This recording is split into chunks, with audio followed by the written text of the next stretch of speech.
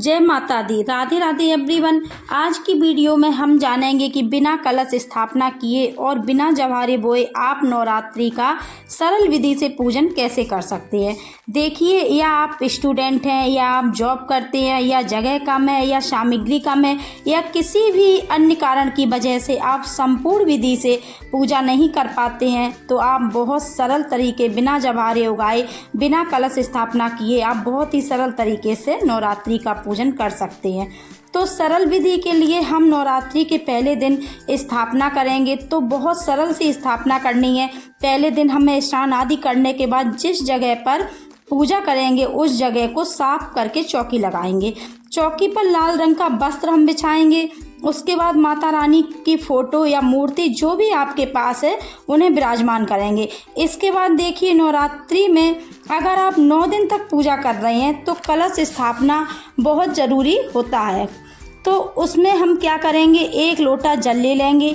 ये 1 लोटा जल हम कलश के रूप में माता रानी के राइट हैंड की तरफ रख देंगे। इस कलश के ऊपर 1 प्लेट हम चावल भर कर रख देंगे और उस पर 1 सिक्का हम रख देंगे। ये सूक्ष्म रूप से कलश की स्थापना हो जाएगी। पूरे 9 दिन तक ये कलश माता रानी की चौकी पर ही रहेगा। इसे बिल्कुल नहीं हिलाना है। ये एक तरह से हमारी कलश की स्थापना हो गई है।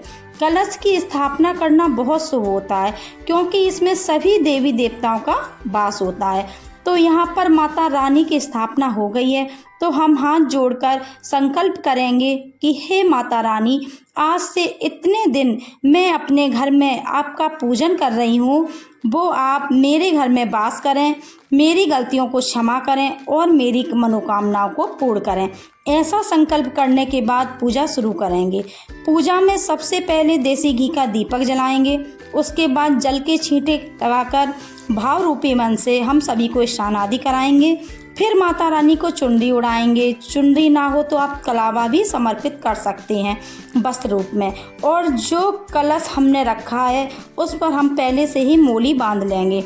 उसके बाद हम सभी को रोली से तिलक करेंगे और पूजा में जो भी शामिल है सभी को हमें तिलक करना है। उसके बाद चावल समर्पित कर देंगे। चावल साबुत होने चाहिए, टूटे नहीं। फिर हम फूल समर्पित कर देंगे। तो जो भी फूल आपके पास हो वो आप माता रानी को समर्पित कर देंगे। इसके बाद हम भोग समर्पित करेंगे। तो कोशिश करें कि भोग में आप बतासे का भोग ज़रूर समर्पित करें। 1 दिन बतासे ले आइएगा तो पूरे 9 दिन तक भोग में आप बतासे समर्पित कर सकते हैं। इसके साथ ही जो भी फल आपके पास हो उसका भोग लगा सकते हैं। फिर हम 1 लोटा जल समर्पित करेंगे। इसके बाद हमें अग्नि में भोग समर्पित करना होता है, यानी छोटा सा हवन करना होता है। तो देखिए, अगर आपके पास गाय के गोबर से बना हुआ उपला है तो आप उसे जला लीजिएगा, नहीं तो आप मिट्टी का छोटा सा दिया ले लीजिए। इसमें आप कपूर जला लीजिए। कपूर तो सबको सब जगह मिल ही जाता है, तो आप कपूर जला लीजिएगा। कपूर जला के इस अग्नि में हम छोटा सा हवन करेंगे। हवन करने के लिए क्या होता है कि नवरात्रि में लौंग का जोड़ा चढ़ाया जाता है। लौंग के जोड़े को इस तरह से घी में डिप करके हम चढ़ा देंगे। साथ में ही जो बतासे का भोग आपने लगाया है वो भी हम चढ़ाएंगे। अग्नि में भोग समर्पित कर देने के बाद अपने हाथ में थोड़ा सा जल लेकर हवन के ऊपर से 2 बार बाढ़ देंगे। इस तरह से हवन पूर्ण हो जाएगा। ये हवन हमें रोजाना करना है। पूरे 9 दिन तक सुबह के समय हमें ये हवन करना है। उसके बाद धूप दीप दिखाकर हम माता रानी की आरती करेंगे। बहुत प्रेम पूर्वक आरती करने के बाद और अपनी मनोकामनाओं को पूर्ण करने के लिए माता रानी से प्रार्थना करेंगे।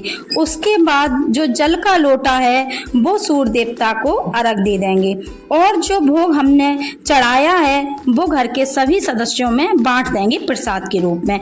जो कलश है मैं फिर से बता देती हूँ, ये पूरे 9 दिन तक चौकी पर रहेगा। इसे बिल्कुल नहीं हिलाना है क्योंकि बहुत बार सवाल पूछा जाता है कि इस कलश का क्या करें। तो 9 दिन तक ये यहीं पर रहेगा।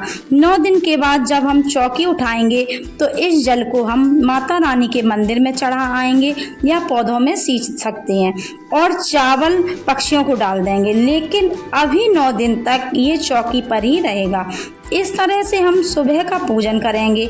सुबह के समय हवन करना बहुत ज़रूरी होता है। शाम के समय हवन करना जरूरी नहीं होता है। शाम के समय केवल हम भोग समर्पित कर देंगे और आरती करेंगे। इसी तरह से माता रानी का पूरे 9 दिन तक हमें पूजन करना है। चौकी को ही नहीं हिलाना है, चौकी पहले दिन लगानी है। पूजन हमें इस चौकी पर पूरे 9 दिन करना है।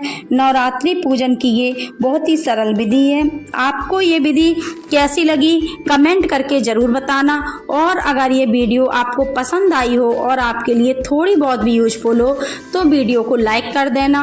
और हम महिलाएं घर में तीज त्योहार कैसे करते हैं ये देखने के लिए मेरे चैनल को सब्सक्राइब कर लेना।